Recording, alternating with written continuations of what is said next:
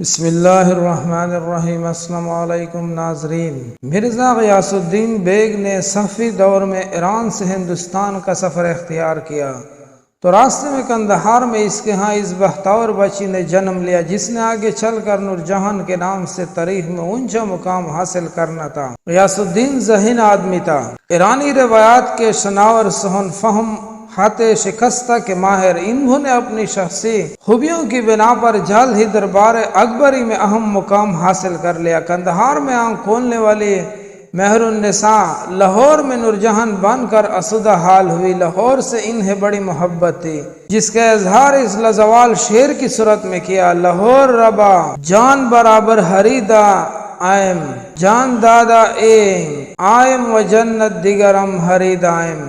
لاہور کو ہم نے جان کے برابر قیمت پر حاصل کیا ہے، ہم نے جان قربان کر کے نئی جنت خرید لی ہے۔ شعر پر ممتاز مزاح نگار مشتاق احمد یوسفی نے تبصرہ کیا ہے، سو نورجہاں نے جان کے عوض لاہور میں 2 گز زمین خرید لی، مگر زندہ دلان لاہور نے اس جاندادہ ہوئے لاہور کو یاد رکھنے کی طرح یاد نہ رکھا۔ نورجہاں کے خطہ جنت میں اب ابابیلیوں کا بسیرا ہے۔ ساحر لدھیانوی نے اپنے مشہور زمانہ نظم تاج محل میں محبت کی عظیم یادگار پر تنقید کی ہے۔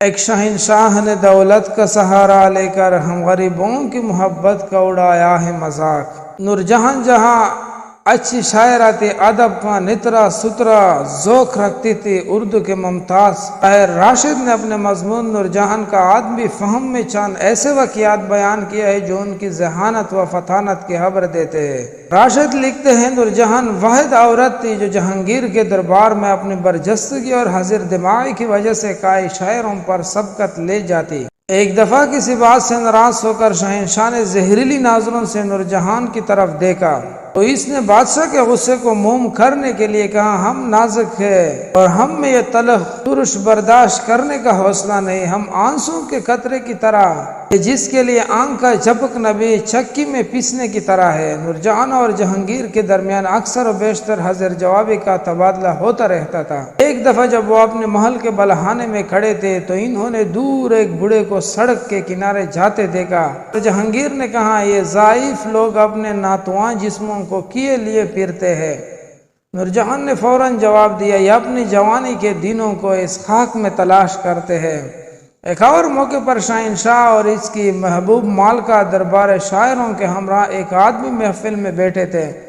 نورجہاں نے محفل کی مسلسل خاموشی سے تنگ آ کر جھروکوں سے باہر کی طرف جھانکا۔ اس پر جہانگیر نے اس کی طرف دیکھا اور بے قراری سے کہا، اپنے چہرے کا رخ میرے علاوہ کسی دوسری طرف نہ کیجیے، کیونکہ میں آپ کے بغیر ایک لمحے کے لیے بھی زندہ نہیں رہ سکتا اور آپ کے ایک دل کا توڑنا ہزاروں کے قتل کے مترادف ہے۔ نورجہاں نے بے سخت کہا، میں آپ کی طرف سے کیسے منہ موڑ سکتی ہوں؟ آپ تو میرے ارادوں اور خوابوں کی عبادت گاہ ہے اور عبادت گاہ سے منہ موڑنا بھی ہزاروں کے قتل کے مترادف ہے۔